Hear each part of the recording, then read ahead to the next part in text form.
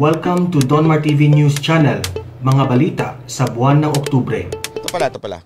Masakit naman sa mata ang sako-sakong basurang nahakot sa Manila Bay matapos ang mga pag-ulan. Yun nga lang, ang puting bahangin o buhangin ng itim. Nagbabalita si Romel Lopez. Kapansin-pansin ang lalo pang paglawak ng itim na buhangin sa bahaging ito ng Manila Bay na nilagyan ng Dolomite Sands. Naipon din ang mga naanod na basura at water hyacinth kasunod ng pananalasa ng bagyong Pipito. Oy, salamat Madam Jamilano, Annalyn Jamilano. Kagabi po sir, sobrang lakas ng hangin tapos ano po ng dagat. Nadala po yan sir. Nasa 200 sako ang inaasahang mahakot na basura, pero sa kabila nito tuloy pa rin ang selfie ng ilang dumayo. Ginagawa pa lang naman siya, so it means ano pa talaga ito, mag-i-improve pa talaga ito. Pero may ibang hindi na. Palakpakan si ate, magaling ang sagot. Pero may tulongkis din ang sagot. Talagang totoo nang nangingitim. Dismayado, hindi nakakatuwa. Sayang yung pera ng gobyerno. Sa Aurora kung saan naglandfall ang bagyo. Yun na yun. Sayang daw yung pera ng gobyerno. Hirap sa atin, oo. Ay, nako, buti pa si ate, matalino, sabi nga ni JR. At least tama naman yung sinabi ni ate. Hindi pa naman tapos yan. At saka syempre may bagyo. Normal naman ho, every time na magkakabagyo, tandaan ho natin na yung Manila Bay, konektado ho yan sa iba't ibang lungsod ng bansang Pilipinas. Meron diyang galing sa iba't iba na kung saan may basura pa, hindi tumitigil. So natural, pupunta doon. Sayang na kaagad? Hindi ba pwedeng tanggalin? Naubos ba? Naubos ba kuya? Nakakainis? Sayang na kaagad? Masyadong nagpapadala sa propaganda ng mga Parang ito ha. Ayan, ay mali, sandali. Alisin mo na yan. Parang ito, tuwang-tuwa. May mga tao talagang tuwang-tuwa. Mia Doyle, salamat po. Tuwang-tuwa sa kasisira ng Manila Bay. Parang gano'n ang dating sa kanila. Tapos laging yung dulo lang ang pinipicturan. Normal ho. Ulitin ko ha. Normal ho naman na madumihan yan pag umuulan, bumabagyo. Ang importante, aayusin uli, ibabalik uli sa dati. Ano ba gusto ninyo? Hindi siya magagalaw? Walang gagalaw! Walang kikilos! Hindi pwede madumihan yan! Mukha mo nga, nadudumihan! Yan pa kaya?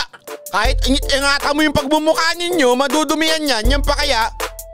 Siyempre may bagyo. Pambihira naman Pwede namang ayusin, pwede naman linisin.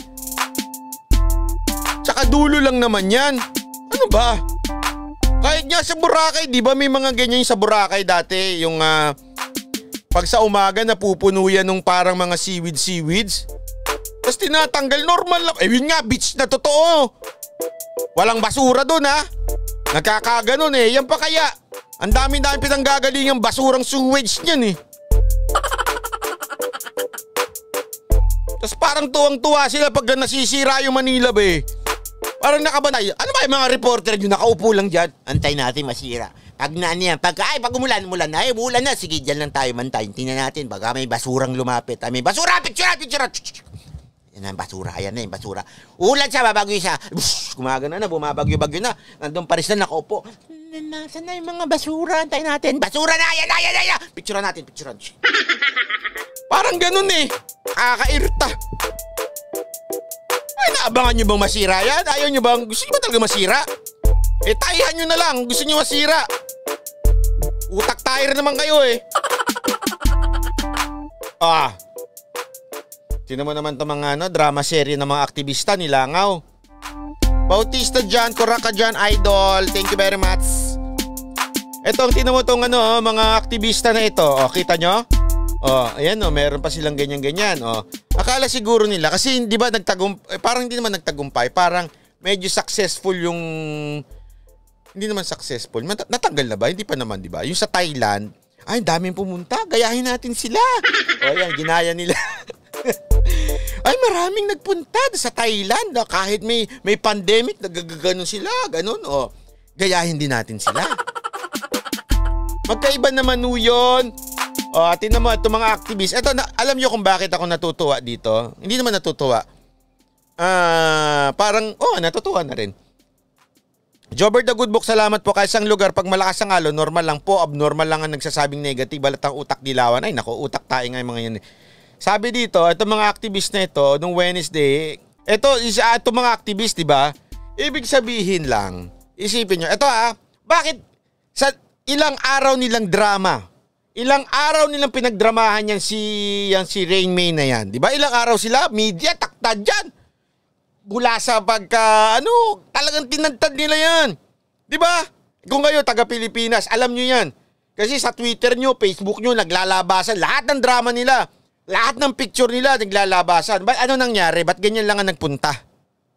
Ibig sabihin yan, yung mga nagdadakdak dyan, na kesyo, nakakaawa, wala kayong awa, wala kayong ganito, Aos Duterte, wala kayong ganito, yung mga yan. Yan yung mga walang kwenta. Puro daldal lang ang alam nilang gawin. Puro putak lang sila ng putak. Yung mga artista na, wala kang puso. Kung talaga may puso ka, sana pumunta ka dyan. Bakit hindi ka pumunta? Kasi puro kayo daldal lang. Alam mo yung mga taong puro suggestion lang? Hindi, dapat ganito yan, dapat ganito. Dito kami solusyon, ganito solusyon. Nung nag-ano na, asa na kayo? Ba't kami kasali? Kayo lang. Ganyan yung mga yan. Yung mga artista na yan na pa-comment, wala kayong awa.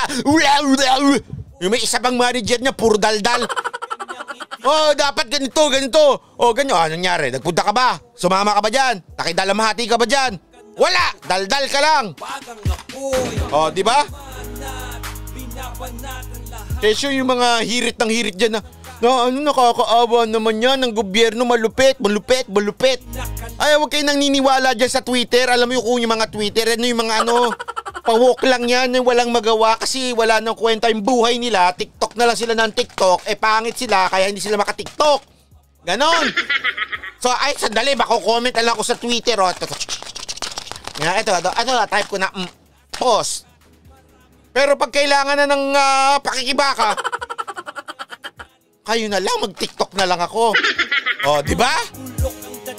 Pag nyo nga kami, pag tigilan nyo nga kami, hindi kayo talaga totoong makabayan. Makadakdak lang ngayon ng dakdak. Walang inuurungan kahit na sinong tumapat. Ito si Banat, kinakalaban lahat. Puro kayo kalokohan. Tigil-tigilan nyo nga kami, walang nakikisimpatya sa inyo. Una-una, hindi naman meron pa ako nabasa kasalanan daw ng gobyerno kaya namatay yung bata. Diyos, akala ko ba nagagalit kayo pagka ginudyos ng mga DDS si Pangulong Duterte? Kayo pala nagjudyos kay Duterte. Pangulong Duterte. Bakit? Hawak niya ba yung buhay ng bata? Gumaling ka. Gaganon? Kasalanan ba ng Pangulong Duterte yun? Alam mo, nakikiramay kami dyan. Okay? Lahat tayo, mamamayan, nakikiramay sa nangyari. Okay? Pero wag yung sisihin ng gobyerno.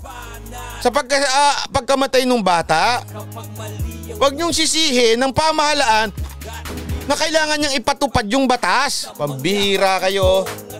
Doña Chu, salamat po. Pinayagan na nga ho ng husgado na dumalaw, maghatid, maglibing. Magagalit pa kayo, palalabasin nyo pa na walang puso itong gobyerno. Puro kayo daldal. Di sana kayo na lang ang